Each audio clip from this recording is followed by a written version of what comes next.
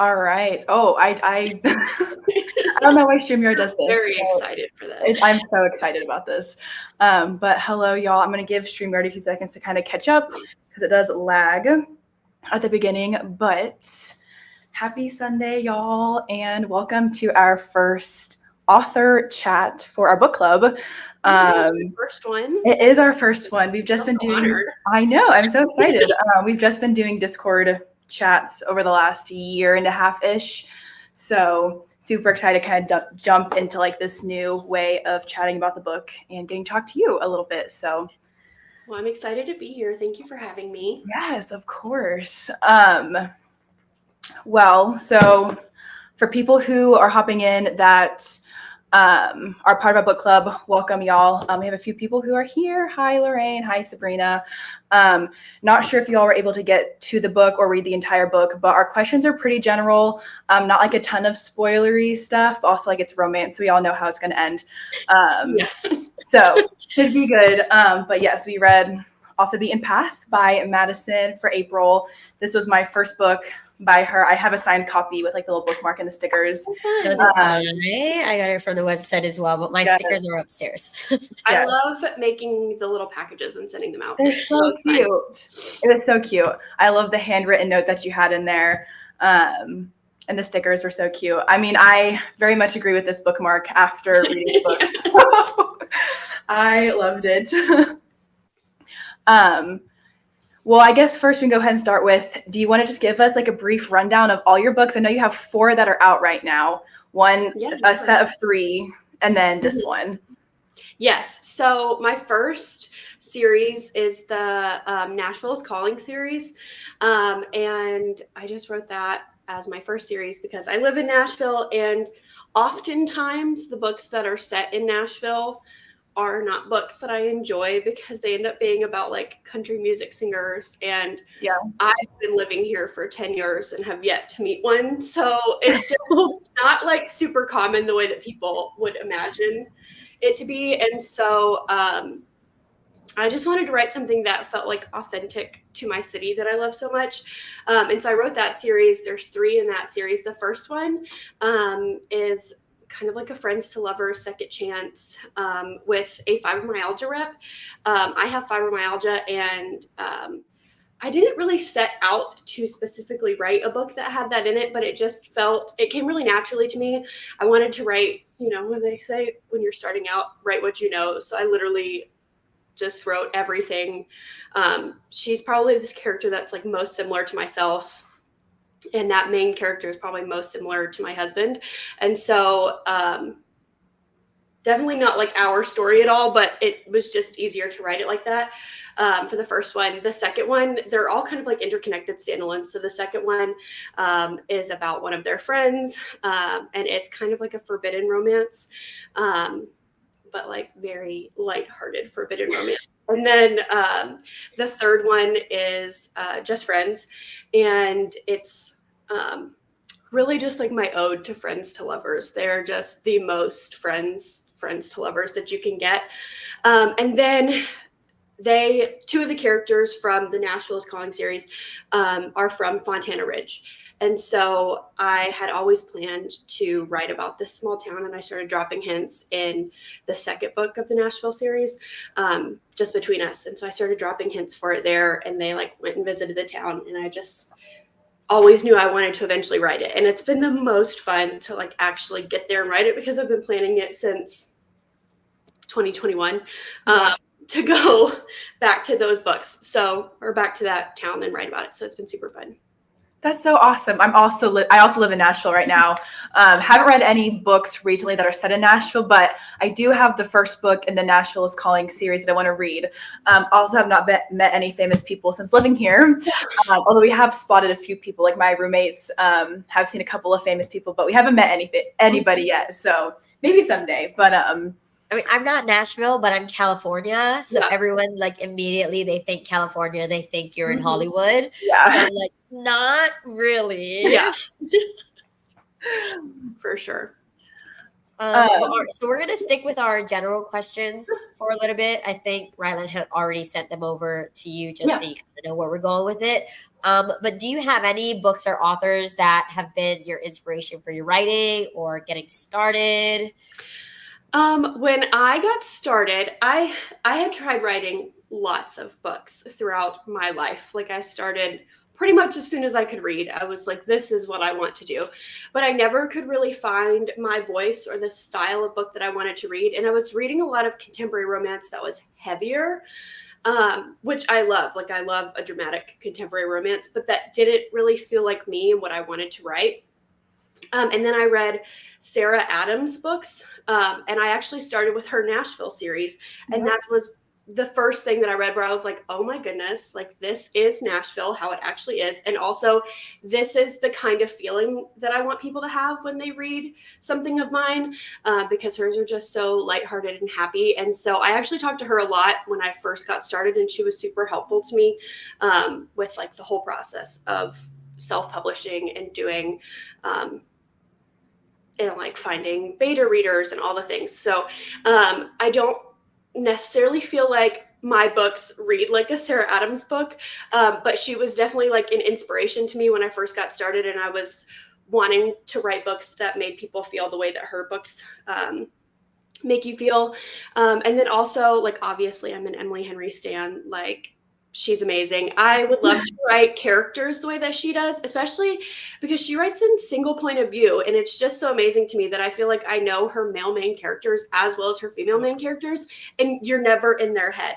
Yeah. So she's a huge inspiration to me with when it comes to characterization. I also love how Carly Fortune writes her settings.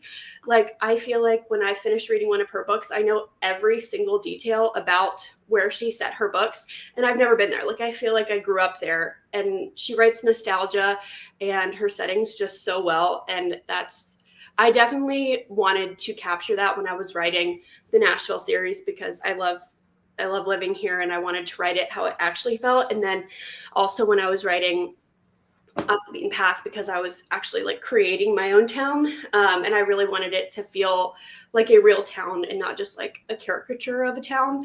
So I wanted it all to feel really real and make the setting feel, I don't know, like homey. And I just love how her books make you feel like that. So those are just a few. I have lots. I feel like anytime I read an author who I just love, I just find so many things that I want to incorporate into my own writing, like their characterization or the way that they write settings or the way that they write their love interest. Just like there's so many different things, but those are some of my favorite. I love that. I've read Emily Henry. I've not read Sarah Adams, but she always comes to, or not always, but every time she has a new book release, I think she goes to Parnassus, which is like right down the road from me. So but by the time I know about the event, it's already like sold out. So I'm like, well, maybe someday I'll be able to like know ahead of time and I'll like be able to go. But I've heard really good things about all those authors. So that's awesome. Alexa says that this is one of her favorite books ever. That's so sweet. Thank you. So it sounds like you love to write friends to lovers. Do you have any other favorite tropes that you have like incorporated into your books or that you want to incorporate into future books?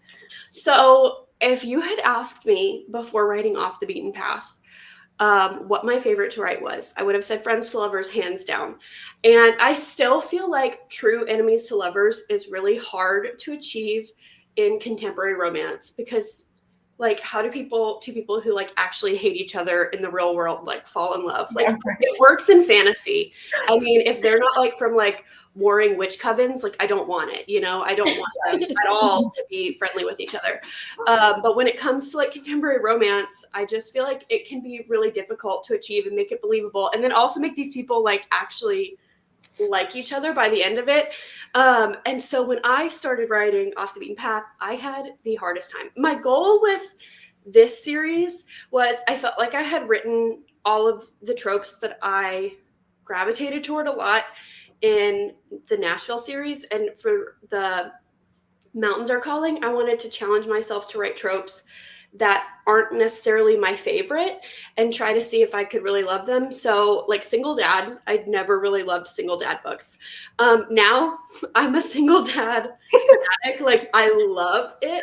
And they were somewhat of an age gap, not really. I think they're like 5 years apart. And I'm not really an age gap girl either. I still feel like I don't love like a huge age gap in romance normally, because I feel like the characters make such a huge deal out of their age gap. Like, it's not really the fact that they're have an age gap. So I did write them with an age gap that's never really mentioned. But I really loved writing the banter of them, like kind of picking at each other, and they never really like hate each other, but they really get under each other's skin. And that was so fun to write. And then I did announce for the next book that it's going to be Gray and Finley's book, and they kind of like bicker and argue with each other a lot. And I've been having the most fun writing that too, because they pick at each other a lot and argue and like disagree a lot, but they also like have known each other forever and would have each other's back no matter what. It's kind of like we can fight with each other, but no one else can. And I've been having the most fun writing that. So I think I might have like turned myself into not really enemies to lovers, but rivals. Dislike for a lot of things. And I just love writing it. So it's been really fun. It's very interesting that you mentioned that you didn't like single parent, because you did it wrote so it so good. well. That was it was so well done. I read a lot of single dad. I love a single dad. So Mm-hmm. I could not tell that it was not a trope that you were comfortable with. Honestly, I didn't even really read any beforehand, and I think that helped, because I think it helped make it not feel like any other single dad, because I wasn't pulling from any like inspiration from them. But I hadn't really read them because I taught preschool after I graduated college for 3 years, and then I was a nanny. And so I think my problem with single parent romances a lot of times is that the kids don't feel like actual children. And I spent all of my time around children. And so I really wanted to write a kid that felt like a kid, that wasn't just like an adult that they put in a small body, you know? Yeah. But I had the most fun writing it. And I feel like because I spend a lot of time around kids, like I just kind of knew like what to expect for him and for June. And I actually had the most fun. And now I love reading them. But yeah, I don't think I'd ever read any single dad romance before I started writing it. Yeah. So it was a lot of fun. Staijah and I both work with kids full time, so like we 100% like feel you. Also, Alexis wanted to add that the grumpy sunshine trope helped so well. I feel like that I very much agree with that. It was kind of subtle, I feel like, because they did kind of like shift into something else pretty quickly. But I did love how I did like that trope kind of included in this book too. Yeah, I hadn't read a lot of Grumpy Sunshine either, and that was really, really fun to explore, because I feel like Holden is the grumpiest of grumpy, and she's the most sunshine. But in a way that made them like get annoyed with each other, which was super fun to write. Yeah. And I just loved writing the dynamic of Ren just like constantly pestering him. And that was just so fun for me. And they come back in book 2, obviously, and seeing them with each other. It's set 2 years later. So we get to see June at like 8 years old, and also just them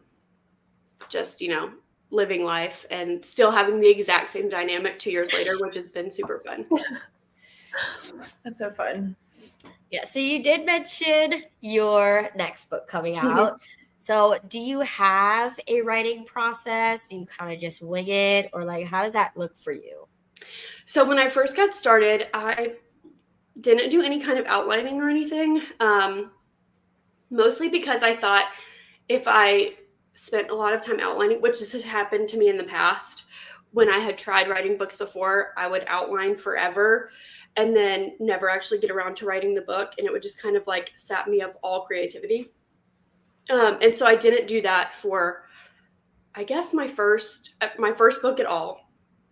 And then for my second book, I wrote like an entire first draft and then made huge changes. And so when I went back the second time, I made an outline, and it about killed me. So I was like, you have to start doing an outline ahead of time. And now I don't write without an outline. I've outlined the entire book chapter by chapter, so I know everything that's going to happen, and I can kind of see where everything's going to go. Some things may change. Like a lot of times, I end up changing the point of view that I wrote it in. So like I'll have this scene in one character's point of view, and I flip it by the time I write it. But usually the scenes pretty much stay the same, or sometimes like I'll add an extra scene because I think I'm not going to have enough words in that chapter, and then the original scene just goes way longer, and so I'll like cut a few things here or there. But I always do that. And now that I do like a really detailed outline that's like 15 pages long, I don't have to spend nearly as much time editing, because when I write my first draft, it's pretty much like, it's pretty clean as it is. And then I just go back and I add a lot more like flowery writing and characterization and all the fun things. And so I used to write like 3, sometimes 4 drafts. Now I spend a little bit longer on one first draft, and then I do like just basic edits on it, and then I send it to my editor. I also have a developmental editor who reads along with me now that I didn't have with my first few books, and I could not love her more. When I was outlining Gray and Finley's book, I was sending her my outline, and I got really stuck on the 3rd act. And I was like in all caps typing like, Mel, help me. I don't know what to do here. Like, give me all of your thoughts. I trust you more than I trust myself. Like, help me out. And then we got on FaceTime and she walked me through it. And I was like, this is what I need you. Like, she's the best. So that's pretty much my process now. And I feel like it's a lot more streamlined. I feel like I have a lot less panic attacks than I used to when I just kind of like would fly by the seat of my pants. So it's much more helpful and streamlined this way. Yeah. That's awesome. I am in grad school for English right now at Belmont, and I have never written an outline in my life because I spend so much time editing. But I feel like maybe I love editing. Like, editing is my passion. Like with my own writing, like I just like, throw up on a page for a couple hours and like spend like weeks editing it all. But I would love to write a novel someday. And I feel like if I do, like planning it out would help me like not want to rip my hair out after like writing a draft. Right. Just like have a starting point, I feel like. Yeah. And I used to hate editing because it would take me so long, and I would end up deleting like huge chunks and having to do major rewrites. And it felt like I had just wasted so much of my first draft. But now I love the editing process because I feel like it's just tweaking and making it better than it was.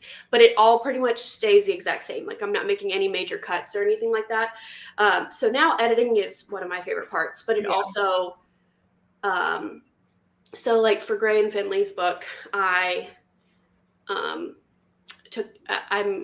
on week 5, I think, right now, of my 8-week deadline that I gave myself to write the first draft. And then I have 4 weeks for editing. So it's, I've like cut it in half, because it used to be I would spend like 12 weeks editing a book and I would want to rip my hair out. So it's a lot better now, but for sure, I'm a fan of outlining. Yeah, that's awesome. Shifting sort of into book specific questions. Super excited to talk about this one. I don't read a lot of small town romances. Staijah is actually the one who got me into small town romance. I want to say last year. But her recommendations in this book just like truly serve as great reminders as to how good this trope is, because like I had so much fun reading it. I love a good small town, and I feel like you capture that so well. So when it comes to like your characters, Holden, Ren, and June, did you have any inspiration for any of them, or did you just create them without any inspiration? Luke and Lorelai from Gilmore Girls was an inspiration for them. Not necessarily their characters, but their dynamic. I love Luke and Lorelai, and I just love their dynamic of her just being like a little tornado in Luke's life. And I wanted to write that. And I thought, what if they're neighbors? What if like he's a contractor? Just like all the things. he went through a lot of phases of what I was going to have him do originally. There was this guy that kept popping up on my For You page that made pottery. And I thought, that's hot. And he was going to be a potter. But then when the cabin renovation idea kind of came to me, I needed him to be able to help her with the cabin. So he evolved into something arguably less hot. Like being a potter would have been even better, but the contract worked better for the story. But in my mind, I think Holden has a secret passion for pottery that none of us know about. I love that. You know, I wanted him to have a potter's shed and, you know, secretly do pottery out there. Maybe I'll write that in there in future books that, you know, like, what are you doing in that shed out there, Holden? And, you know, like, he just makes pottery out there by himself. Honestly, now that like Ren and June live together with him, he probably needs alone time and like in a way space. So, you know, but yeah, they were my inspiration. I listened to a lot of Noah Kahn while writing this book. So that was another inspiration.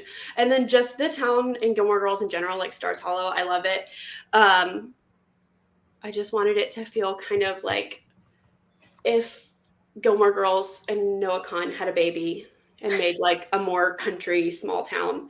And so that was kind of the vibes for them. But for individual characters, I didn't have like any specific people, more of just like their dynamic is what I wanted to kind of recapture. Oh, that's awesome. I loved like all the characters. So good. I'm obsessed.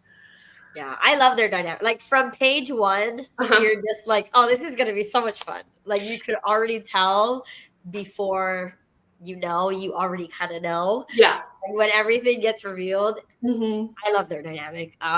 Their humor, their banter, we mentioned it a little bit. It was so much fun. Did writing Ren and June's dialogue come naturally, or like how did that characterization develop together? Honestly, I wasn't sure when I started how much of a relationship I wanted June and Ren to have ahead of time. And I wouldn't say that they had like a super close relationship earlier on, but they're also like, I wanted June to somehow be very similar to Ren. And for as Holden like got to know Ren more as a person, like he can see that they're super similar. And that's kind of like part of the reason he falls in love with Ren is because she is kind of like an adult version of June. And so June and Ren just kind of like, as I wrote it, they had more and more of a relationship earlier on. And so I actually went back in the first, like when I was writing my second draft and added like, I think that was, I hadn't originally written that they like would dance in the rain together when it would rain outside and stuff like that. So I just wanted them to have a little bit more of a relationship beforehand. And then I also knew that I wanted them to just have some like really sweet moments, like her braiding her hair and doing things like that. Because I felt like it was really important that they had their own relationship. And like I said, they were super similar also. And I wanted Ren to kind of get June in a way that no one else has yet. So I just had so much fun. It was really easy to write their scenes. I never felt like I was like reaching for things. It just kind of like came to me as I was writing, because I hadn't outlined a lot of like their dialogue or anything. But when I actually sat down to write it, it was really easy to kind of write their dialogue. And I think that kind of goes back to when you were saying like you don't really like when the child is kind of just like an added character without being a child. So I think you actually did that really well. Where like they have a relationship, but it's not super mature. Like she is still a child, and they have those like heartfelt moments. So yeah, I think I loved it. I love a good like relationship between the child and the second non-parent. Well, thank you. Was the humor, but like the banter between Holden and Ren easy to write? Because like there were parts where like I was laughing out loud of like how snarky Ren was with Holden. Like, do you have to like navigate that a little bit, or did like you just have like a good feeling like that this is that came the most easy of anything. Like before I knew the story for them, I knew I wanted this dynamic of like a you've got mail situation, but I wanted them to be like really snarky with each other and also really like grumpy sunshine. Yeah. And that part was the easiest to write of anything. Like just I was living for the scenes that I got to. Like I was basically writing all the rest to get to the scenes where they were like bantering with each other. It was my favorite part to write, and it was so easy to write. And I never felt like I was like having to think of things for them to say. It just came super easily. So that was the most fun. I have like tabs that I use to like annotate all the book club books, and I used all of my funny tabs. And I had to like grab a new pack and like grab more tabs to add onto the book that are kind of a different color, but it's fine because there are so many funny moments between Holden and Ren, but also like them and June and like Finley and Gray. Like there were so many funny moments in this book. Like I was like snorting like on my couch, just like cracking up over. Well, I'm so glad because I was, but as a writer, you also never know like if the things that you find hilarious while you're writing, if like other people are going to find hilarious, and you hope obviously that other people will, but writing is also very solitary and you're kind of existing in your own head while you're writing all of these things and you're like, this is so funny to me. I really hope this hits with everyone else, you know? I know. It was definitely funny. You definitely hit the mark there. I don't know. I know it really flowed nicely. Which, you know, sometimes it can seem like a little forced, like, oh, we're trying to set up a scene so that we can be snarky. Yeah. But I feel like with the way that you created Ren as a character, it made it so easy for Holden to just be like slightly annoyed with her all the time. Yeah. And even like, after they're in love, he's still always slightly annoyed with her. Yes. Did you have a favorite scene at all to write between Holden and Ren? There were many scenes that we liked, which we can dive into a bit. But what were your favorite to write? So my favorite like funny scenes immediately, I was so excited to write the scene where they find out that they are user 6872 and like strawberry wine. And that's why like it happened so early on in the book because I was just too excited for it to happen. And also I feel like a lot of these kind of like secret pen pal like kind of storylines you find out way later on in the book, and I really wanted them to find out really early. But I loved the scene where she like is like, oh my gosh, your user 6872, I'm like strawberry wine, and he's like, no thank you. And she's like, you can't say no thank you, like this is what's happening, and he's like, no thanks. So that was super fun. And then also the scene where they're at like the Overlook and he's like telling her that he's seen her in the shower, and he's like, do you not know how windows work, Ren? And she's like, I can see you, and was totally shocked when he was like, yeah, I definitely have seen you too. And he's like, wait, that's not. I just felt like that one was so fun because it was like Holden picking back at her. Like he finally snapped and was like picking back at her for the first time, and that was really fun to write. And then I just loved like some of their sweet scenes later on in the book, but those were the two that were like the most fun to write for me that I just loved. I loved all of their like snarky scenes, but those were my favorites. Yeah, I was a big fan. Well, at first I thought my favorite scene was going to be when they're playing pool and like they're pretending, but they're not really pretending.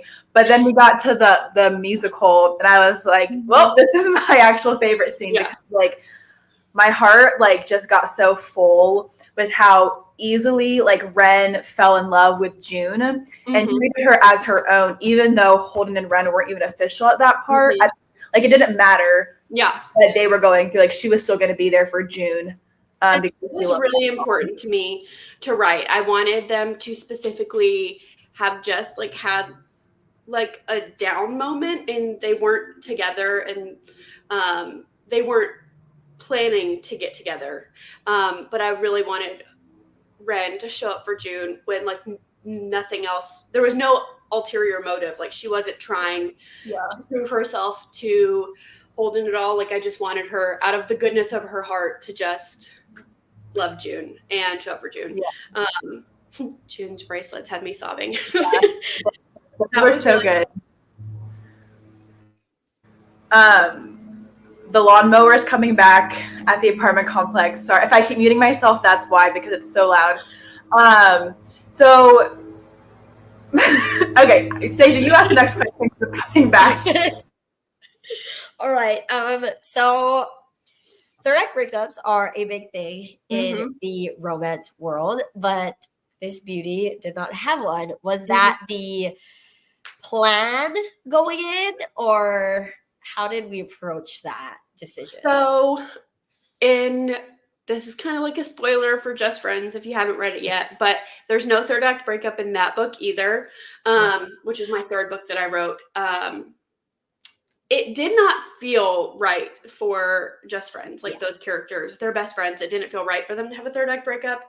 And when I wrote it, I was like, I don't know that I can ever write a third act breakup again, because normally when I'm writing, I get to the third act and I'll write so quickly the entire first 75% of that book. And then I get to the third act and I stall there for like a month because I hate writing the conflict. I hate making the character sad. I hate like all of those things.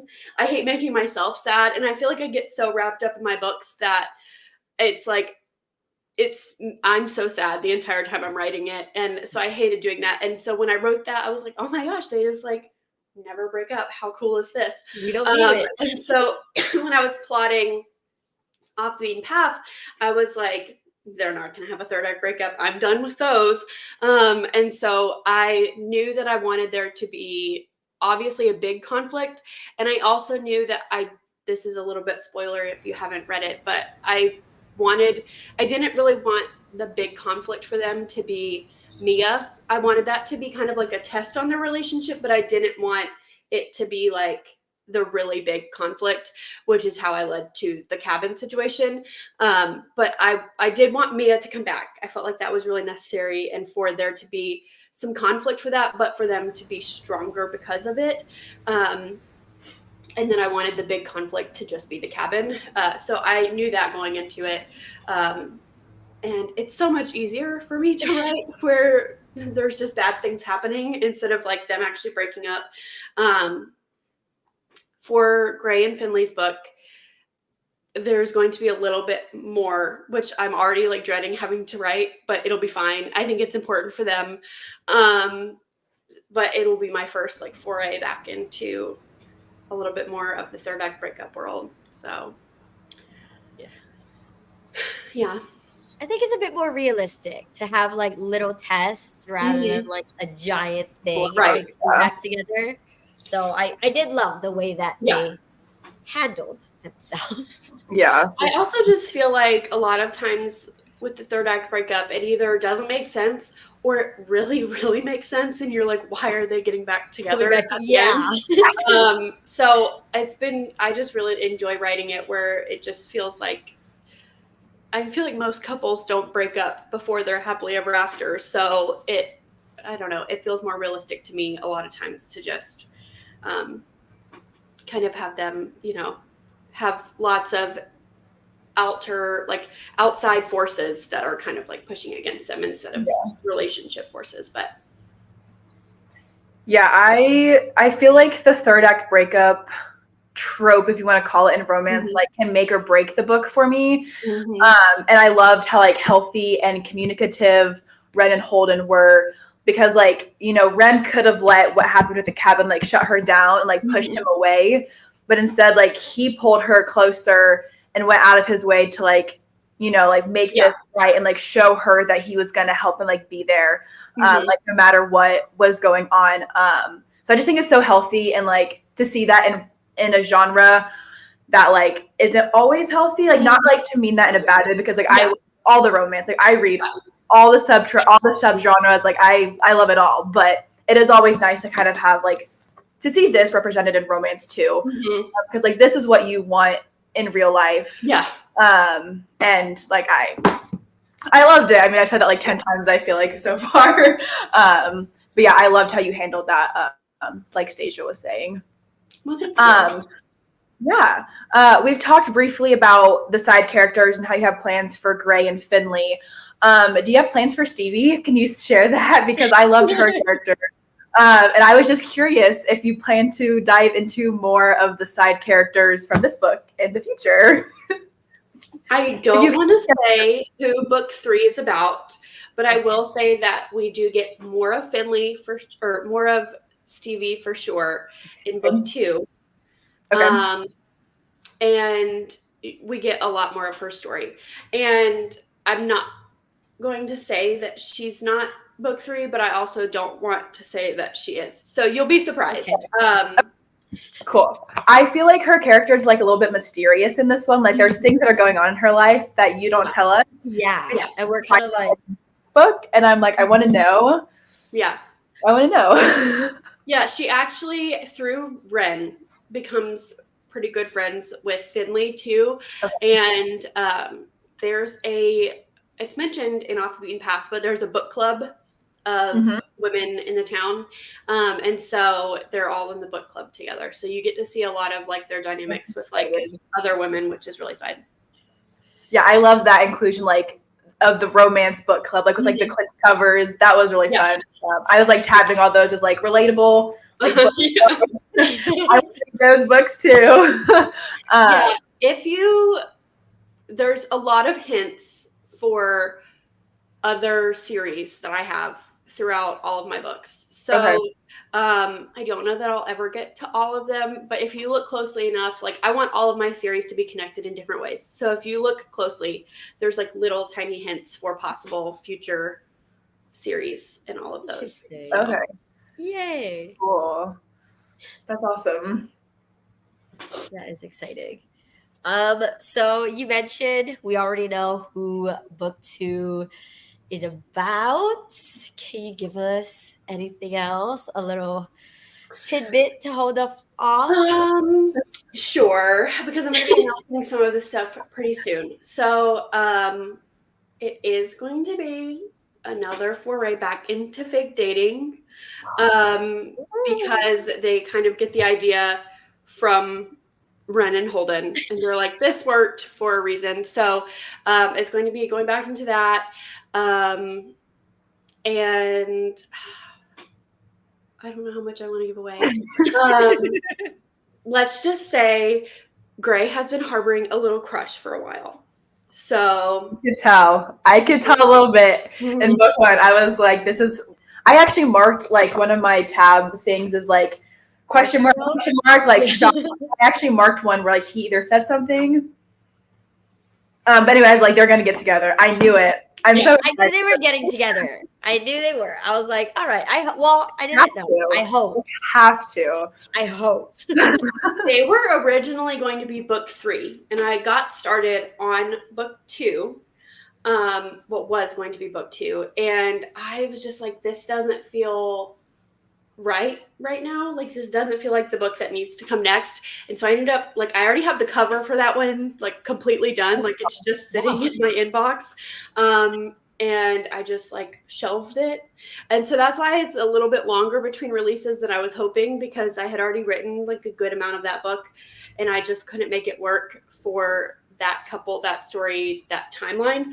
And so I went back and started Gray and Finley, and they're coming like super easily. So I'm super excited to share more about them. It will be a late summer release. Okay. I was just about to ask if you had a tentative timeline for releasing it. I'm so excited for it. I first found out about you because I was in the bookshop in East Nashville a few months ago, and they had 1 or 2 of your Nashville's Calling books. So I snagged the first one.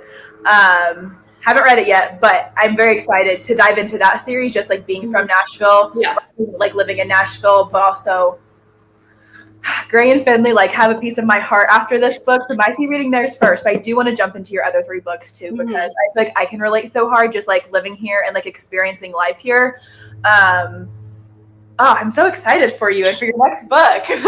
Thank you. I really hope I can deliver because, I mean, when Off the Beaten Path came out, since then, I've gotten weekly, sometimes daily DMs asking for Gray and Finley. So I'm like, when I announced it, everyone was like, I knew they were going to be next. And I was like, they actually weren't. But like, I'm glad that they are because everyone's so excited for them. And I was honestly a little worried. I was like, people are going to be so upset that Gray and Finley aren't next.